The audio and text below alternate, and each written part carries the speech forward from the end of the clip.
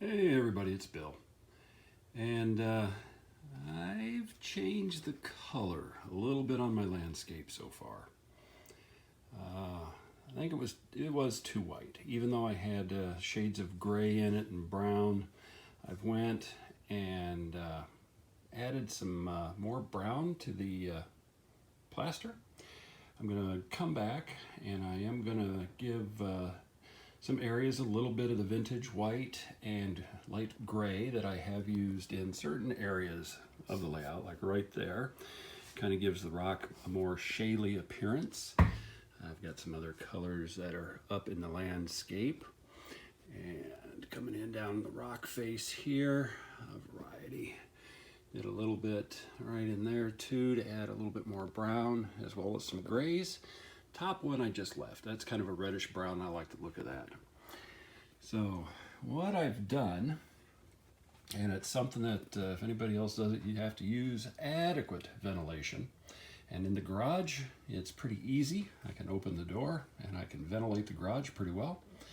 I'm using furniture varnish, shaded, using dark oak and some neutral to kind of thin it, as well as a pecan.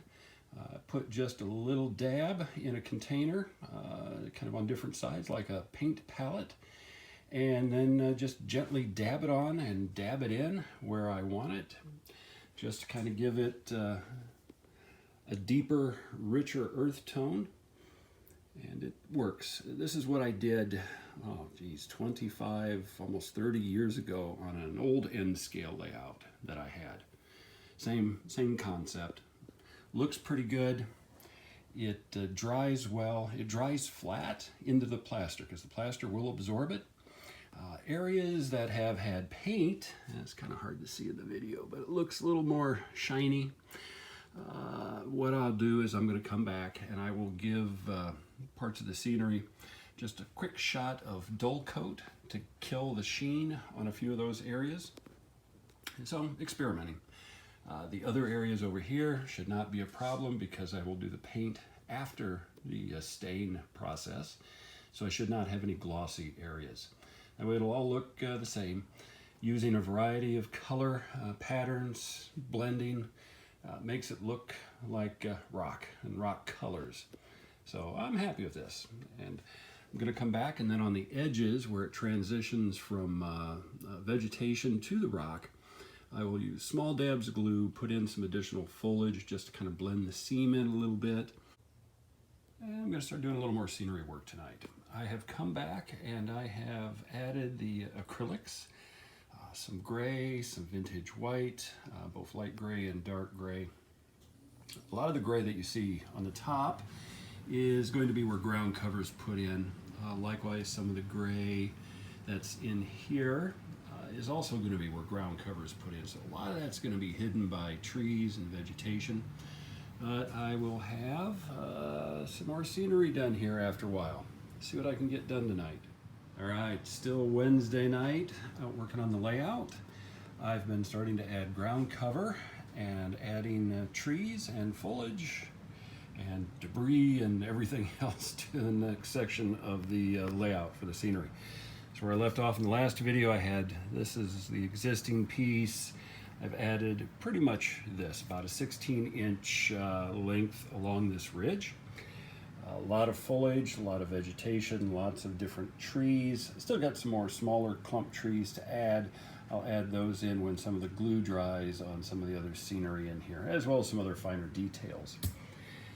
What I'm waiting for now is Sculpt-A-Mold. I ordered about a 25-pound box of it, which should be more than enough to do all of the scenery on this layout. Because on the other side of the ridge, there is nothing. It's ready for Sculpt-A-Mold. I come up to the tunnel portals on the other side, and I've got nothing there. So that's what I'm hoping to do this weekend, is to be able to get the Sculpt-A-Mold put in place for this entire ridge, and I really don't have that much left. Probably about less than 3 pounds of Sculpt-A-Mold will do this, finish this piece, and finish the other side. Then I'll come back in with some plaster, lightweight, non-shrinking type, add in bulk, or I can use some of these. Like I took a piece of pink foam, carved in a few shapes that I tap in. And you can see as you get closer here, some of the texture is from that, and I'll do that on the other side so that I can at least get this piece done. I'm waiting on some buildings. I bought an engine house on eBay yesterday that is one that I've never seen before. Gentleman selling from his N-scale layout, and it should fit pretty good where the turntable is, which is buried under bags of scenic material. And then I'll clean the tracks again and start running. I've still got some more buildings to build, and then I'll start doing the other part of the industrial area. Don't have too much more track to lay, just in that area. And you know, again, I'm having fun with this. This is coming together fairly quick, a lot quicker than it normally would, just due to the pandemic and the fact that I'm working out of my house rather than traveling as much as I used to. It's giving me some time every day that I can come out and work on the layout, or where I did not have that before. So, you know, again, I'm having fun with this. Model railroading is a great hobby.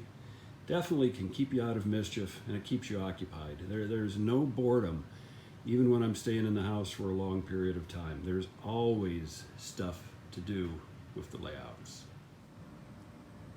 And Thursday night. I love doing scenery. What a mess. This is the fun part of the hobby. Well, it's all fun, but I really like doing this.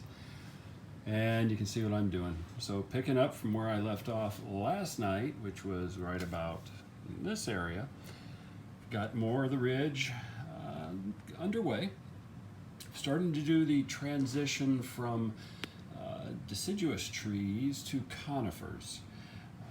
This point of the ridge is going to be mostly pine trees, a few deciduous trees in the mix.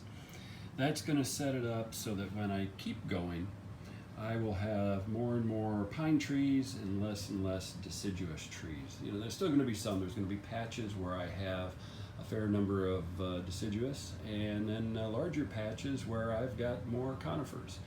And the reason why I'm doing more pine trees, because I got more pine trees. I'm going to use them. Got a lot of them that are small. Got a good buy off eBay in which I got 2 bags that each had 100 of the smaller pine trees in them. I did a little bit of modification to them. I did the glue dab, put them into a bag and spun them just to kind of give them a little bit more texture. Those are some Woodland Scenics pine trees right behind them. Same thing, I pulled a lot of the clump foliage off that they had, did the glue dab, spun it in a bag of grass, and voila, you get a little bit of a different texture that looks better, at least in my mind. And that's kind of where I'm at. I did get the Sculpt-A-Mold. So the last piece on this video, which I'll probably take over the weekend, will be after I get the Sculpt-A-Mold put on the back and the plaster. And I'll probably have that carved and be ready to do some painting, the last clip for this video. Well, I like Sculpt-A-Mold. So, this is the base coat that I will be putting plaster on.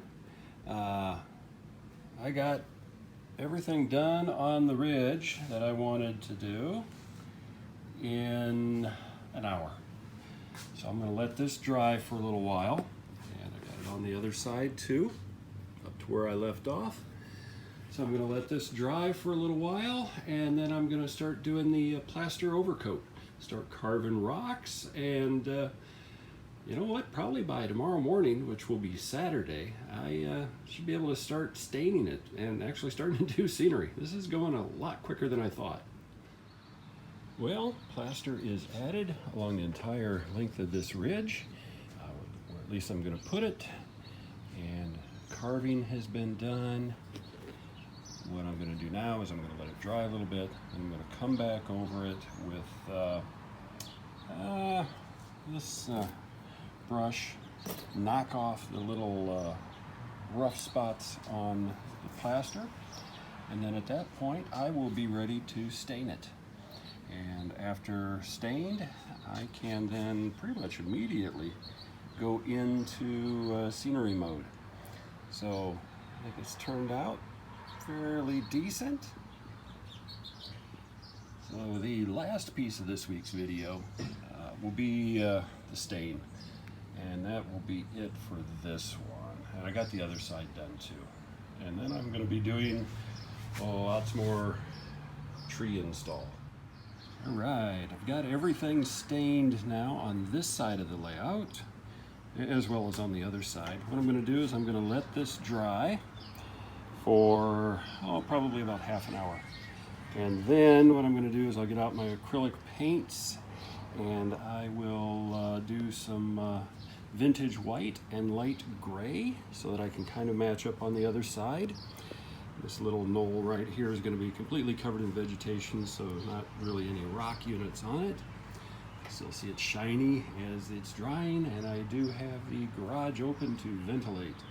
But this is my rock work. So I think it's turned out pretty good. The ridge will be covered in vegetation. And again, a little bit of a different color variance I'll add. But scenery work on the ridge is rapidly getting near completion. All right, Saturday afternoon. This will be the last video clip on this week's post. I've got highlights added to the rock formations now on the ridge. So what I'm going to be doing the rest of the day and into the evening is starting to put the rest of the scenery on.